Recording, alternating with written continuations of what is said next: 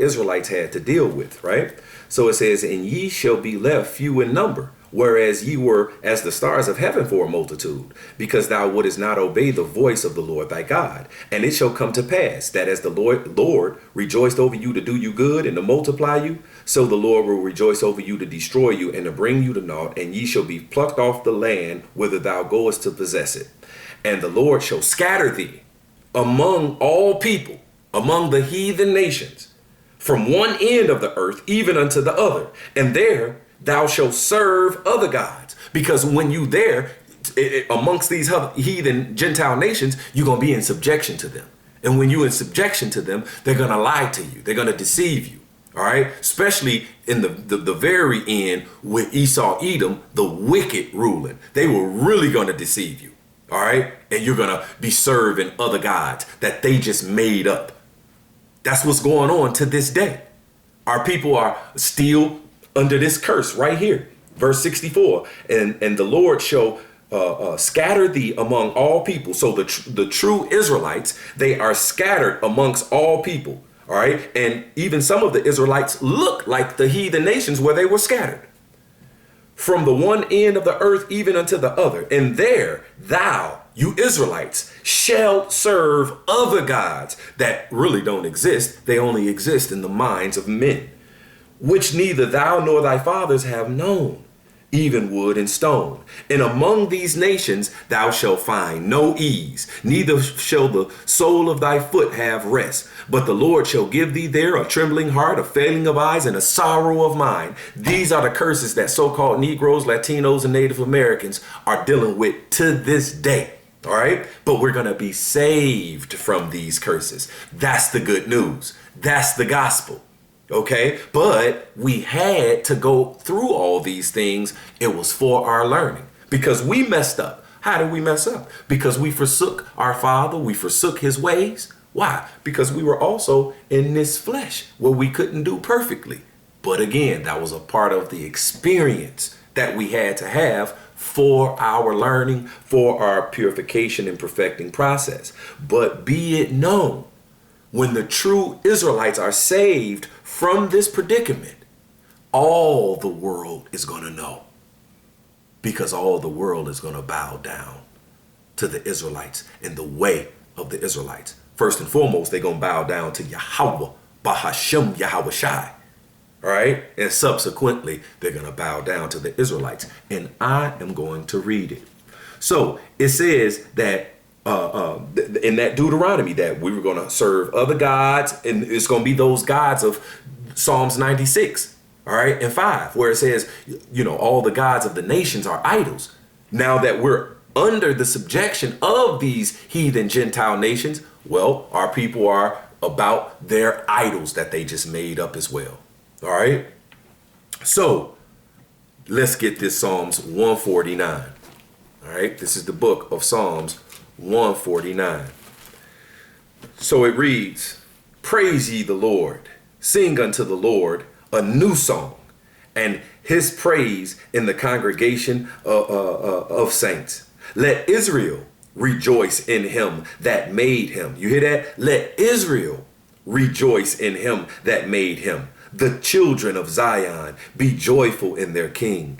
Let them praise his name in the dance. Let them sing praises unto him with the timbrel and harp. For the Lord taketh pleasure in his people. He will beautify the meek with salvation. He will beautify the meek with salvation. So here it is, the Israelites, because it says, let Israel rejoice, right? Rejoice. Why? Because we're going to be saved. Saved from what? Well, we're going to be saved from what the Apostle Paul said, delivered from these bodies. All right. And we're going to be we're going to have the promise. All right. Of those bodies that's going to be likened and fashioned like unto Yahweh's glorious body. That's a promise. So we're going to be delivered, saved. All right. From these bodies. All right. Unto the bodies that we're ultimately promised to get.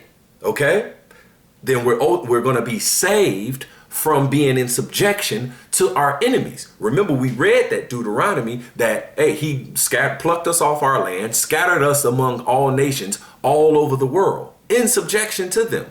All right. He has given us over into their hand, but he's going to also deliver us from being in their hand. First, he's going to deliver us, the elect spiritually. All right. And they're going to come, out of that docile mindset and the mindsets of these heathen nations and the mindset of carnality and the mindsets of this world to come back to the mindset of Yahweh Shem Yahweh Shai, only the elect. And then only the elect will be saved from the wrath of the Lord that he's coming for these heathen. All right. These heathen nations, this wrath, this fire that he's coming with is for them.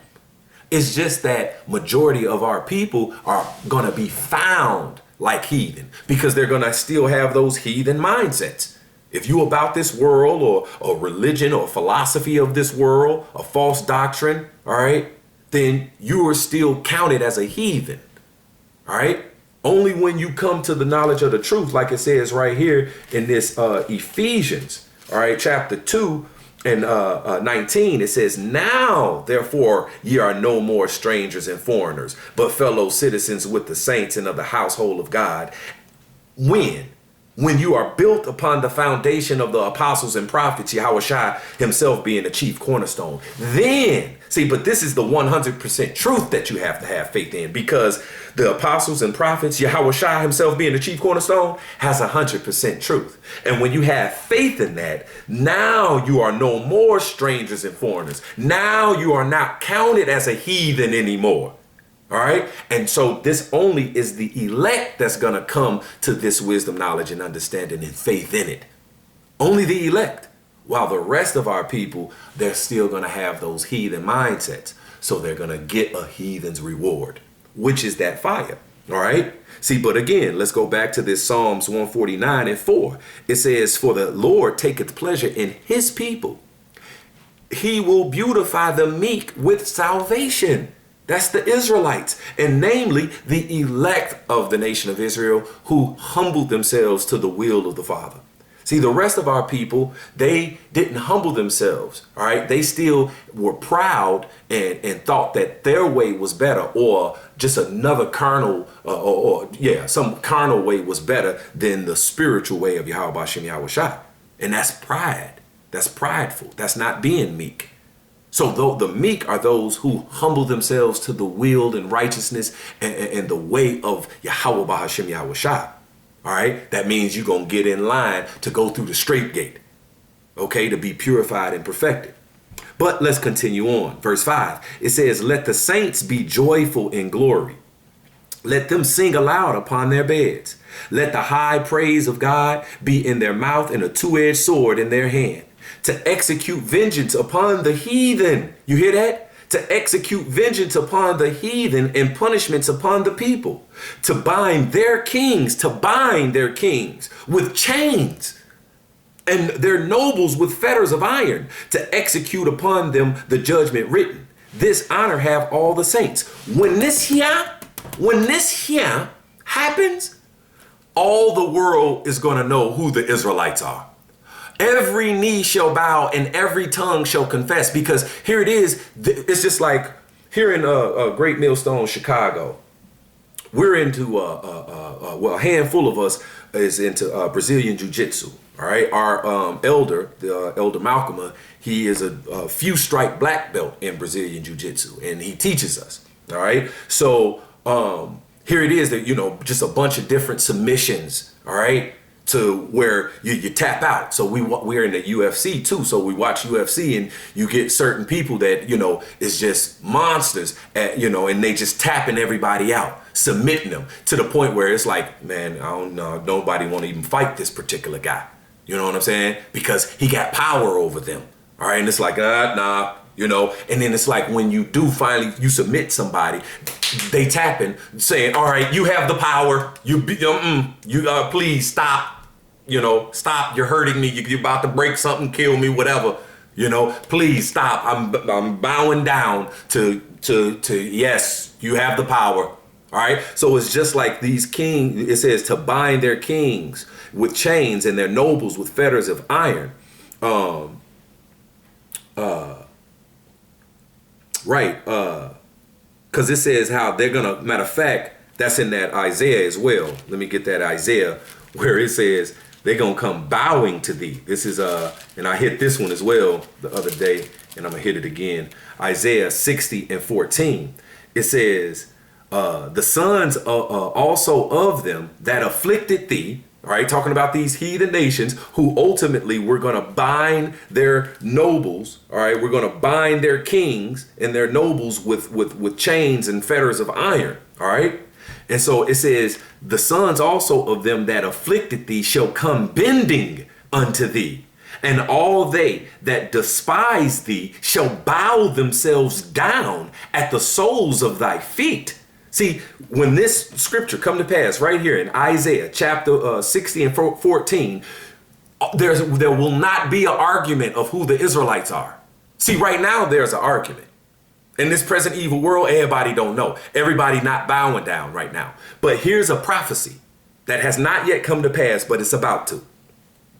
Isaiah 60:14, the sons also of them that afflicted thee shall come bending unto thee, and all they that despise thee shall bow themselves down at the soles of thy feet, and they shall call thee the city of the Lord, the Zion of the Holy One of Israel. All right, and matter of fact, verse 10, let me jump up to verse 10. It says, and the sons of strangers shall build up thy walls. Their kings shall minister unto thee. For in my wrath I smote thee. Talking about he smote us, the Israelites. But in my favor I have had mercy on thee. All right, on us, the special chosen children.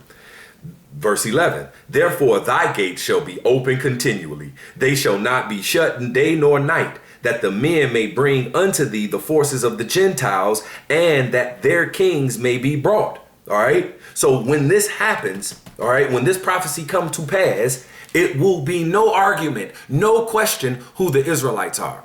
And all these heathen nations will be tapping, bowing down, all right, to the righteousness. Y'all said, oh, y'all way, y'all.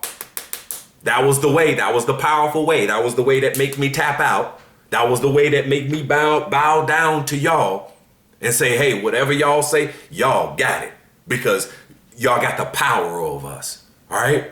Because here it is. We're going to do this with spiritual power. They're never going to have spiritual power like us. All right. We're going to be given the spiritual power. And it's the word that, which is spiritual. All right. That's going to make us these spiritual beings. All right. Gods. Okay. Where they're going to bow down, where it says we're going to Psalms 149:8, to bind their kings with chains and their nobles with fetters of iron, to execute upon them the judgment written. Who wrote it? The Most High God. So it's going to happen. All right. This honor have all his saints. All right. The saints are the Israelites. All right. To ultimately get this, Isaiah 2, go straight to the point. Isaiah chapter 2.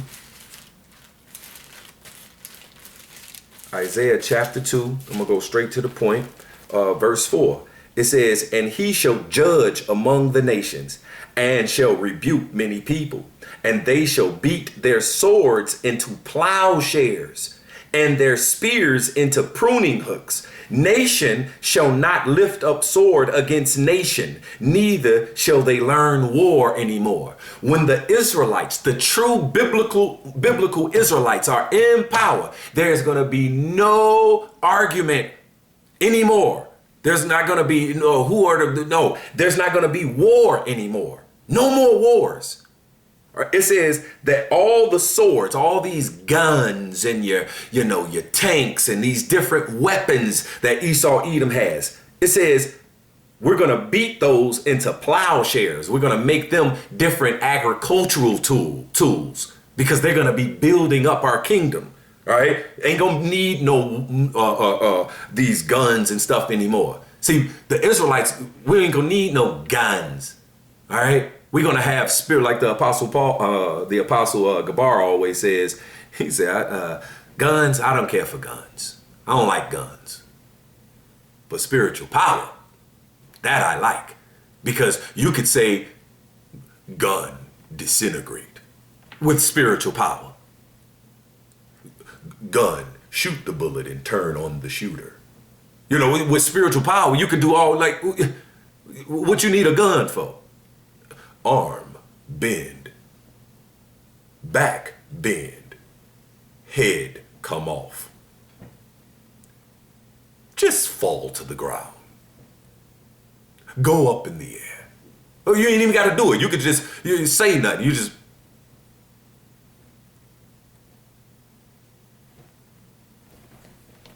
whatever you want to do. Spiritual power. You know what I'm saying? Whatever spiritual power is that, just that spiritual power. They make all these movies with the X-Men and all these different, DCs and the Marvels and all that, and the all the superpowers they can do. Nothing on the Israelites and what the Most High God is gonna make us into. Okay? So again, it says, and he shall judge among the nations and shall rebuke many people, and they shall beat their swords into plowshares and their spears, all right, their swords and their spears into pruning hooks. Nation shall not lift up a sword against nation. You see that when the real Israelites are in power, there's going to be no more argument because there's going to be no more war. Ain't no nation going to rise up against any nation again. All right, because it's going to be the Israelites that's going to be ruling. And they're going to know because we have the power. And they're going to tap out to our power. They're going to know it. All right? They're going to feel it and realize like, yep, nothing we can do with these. All right? Y'all got it. Yup. Y'all got it. You see, this is what's going to happen. All right? So this is letting you know right here, Psalms 149, that Isaiah 60, this Isaiah 2 and 4, this letting you know that the true Israelites are not in power right now. Those people that's over there in our land, but it's all the prophecies say that these things was going to happen. All right. So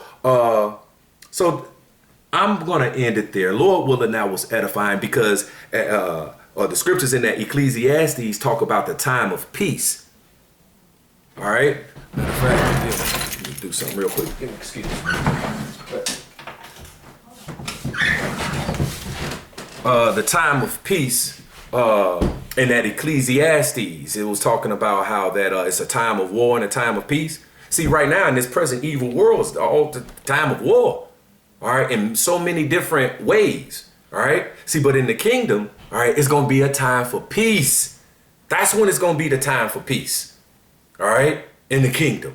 That's when it's going to be peace. They're not going to learn war anymore in the kingdom.